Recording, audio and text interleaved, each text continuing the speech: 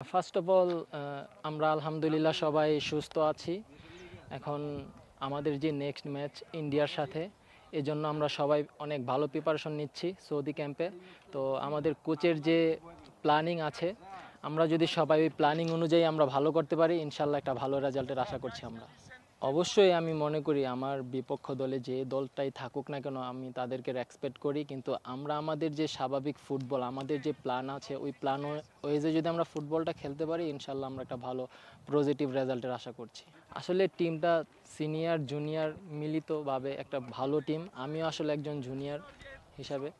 তো আসলে আমি মনে করতেছি সবার সাথে মানিয়ে নেওয়ার, আর আসলে আমরা সবাই খুব অ্যাক্টিভ আছি।